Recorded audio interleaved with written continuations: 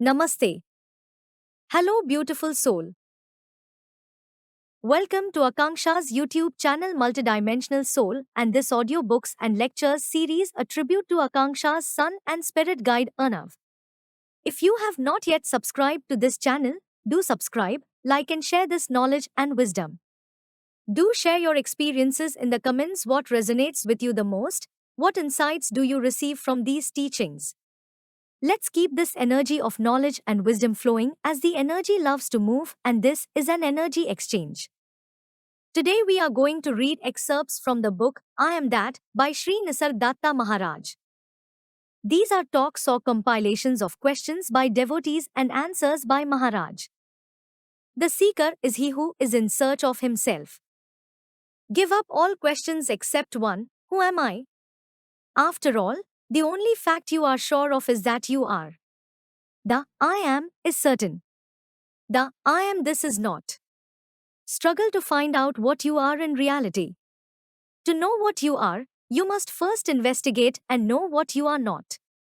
Discover all that you are not body, feelings, thoughts, time, space, this or that, nothing, concrete or abstract, which you perceive can be you. The very act of perceiving shows that you are not what you perceive. The clearer you understand that on the level of mind you can be described in negative terms only, the quicker will you come to the end of your search and realize that you are the limitless being.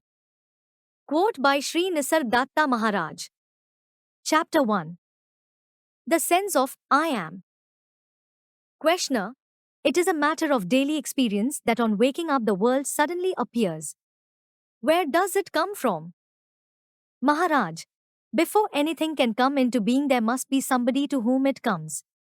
All appearance and disappearance presupposes a change against some changeless background. Questioner. Before waking up I was unconscious. Maharaj. In what sense? Having forgotten or not having experienced?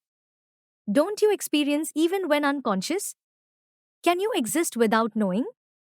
A lapse in memory, is it a proof of non-existence? And can you validly talk about your own non-existence as an actual experience? You cannot even say that your mind did not exist. Did you not wake up on being called? And on waking up, was it not the sense, I am, that came first? Some seed consciousness must be existing even during sleep or swoon.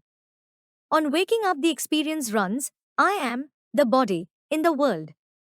It may appear to arise in succession but in fact it is all simultaneous, a single idea of having a body in a world. Can there be the sense of I am without being somebody or other? Questioner. I am always somebody with its memories and habits. I know no other, I am. Maharaj. Maybe something prevents you from knowing? When you do not know something which others know, what do you do? Questioner. I seek the source of their knowledge under their instruction. Maharaj. Is it not important to you to know whether you are a mere body or something else? Or maybe nothing at all? Don't you see that all your problems are your body's problems? Food, clothing, shelter, family, friends, name, fame, security, survival, all these lose their meaning the moment you realize that you may not be a mere body. Questioner. What benefit there is in knowing that I am not the body? Maharaj. Even to say that you are not the body is not quite true. In a way you are all the bodies, hearts and minds and much more. Go deep into the sense of I am and you will find. How do you find a thing you have mislaid or forgotten? You keep it in your mind until you recall it. The sense of being, of I am, is the first to emerge. Ask yourself whence it comes, or just watch it quietly. When the mind stays in the I am, without moving, you enter a state which cannot be verbalized but can be experienced. All you need to do is to try and try again. After all, the sense, I am, is always with you, only you have attached all kinds of things to it, body, feelings, thoughts, ideas, possessions, etc. All these self-identifications are misleading. Because of them you take yourself to be what you are not. Questioner. Then what am I? Maharaj. It is enough to know what you are not. You need not know what you are. For, as long as knowledge means description in terms of what is already known, perceptual, or conceptual, there can be no such thing as self knowledge, for what you are cannot be described, except as total negation. All you can say is, I am not this, I am not that. You cannot meaningfully say, this is what I am. It just makes no sense. What you can point out as this or that cannot be yourself. Surely, you cannot be something else.